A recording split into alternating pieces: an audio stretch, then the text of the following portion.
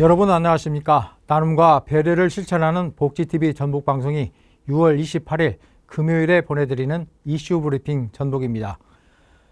민선 8기 단체장들의 임기가 반환점을 돌고 있는 가운데 김관영 도지사의 기업 유치 실적이 12조 8천억 원을 돌파해 역대 최대 실적을 거둔 것으로 나타났습니다.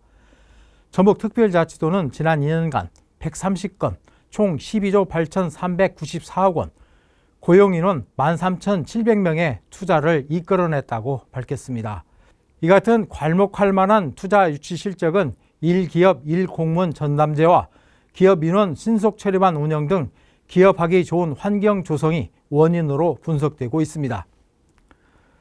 더불어민주당 이성윤 의원이 전주 가정법원 신설을 위한 각급 법원의 설치와 관할 구역에 관한 법률 일부 개정 법률안을 대표 발의했습니다.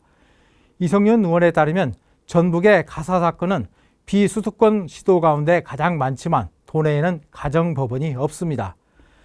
가정법원은 1963년부터 국내에 도입된 전문 법원으로 이혼, 상속, 재산관리 등 가정사건의 분쟁 조정과 소년보호사건의 심판 등을 처리합니다. 국회 박기성 의원이 지역사랑 상품권 활성화법 개정안을 대표 발의했습니다. 이번 개정안에는 지역사랑 상품권에 대한 국가 예산 편성 의무화와 인구 감소 지역의 발행액의 일부를 추가 지원할 수 있는 근거를 마련했습니다. 또한 연말 정산 시 소득 공제율을 현행 30%에서 50%로 상향 조정하는 내용도 담겨져 있습니다. 전북경찰청 형사기동대는 딸과 함께 홀덤펍을 가장한 불법 도박장을 운영한 40대 업주와 공무원 등 이용자 110여 명을 무더기로 검거했습니다. 경찰에 따르면 A씨는 지난해 8월부터 전주시 중화산동에 홀덤펍을 운영하면서 게임 참가자들에게 참가비를 받아 칩 등으로 환전해주는 방법으로 이득을 챙긴 혐의를 받고 있습니다.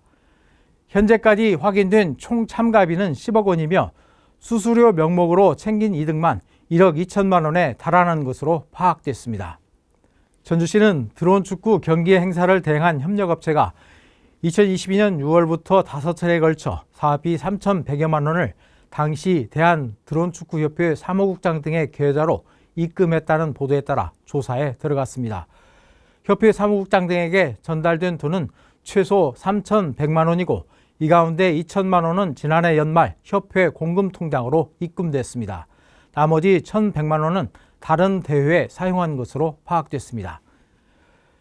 전주시는 금암 1, 2동 통폐합과 송천 1동 분동 등 행정구역 개편에 관해 다음 달 5일부터 15일까지 주민 여론조사 용역을 실시합니다.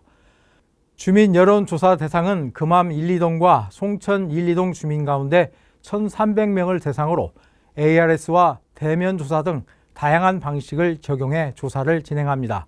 시는 이번 조사를 통해 주민들의 통폐합에 대한 찬반 의견과 주민 지원 방안, 분동 찬반 의견, 동명칭안에 대한 주민 의견을 분석할 계획입니다.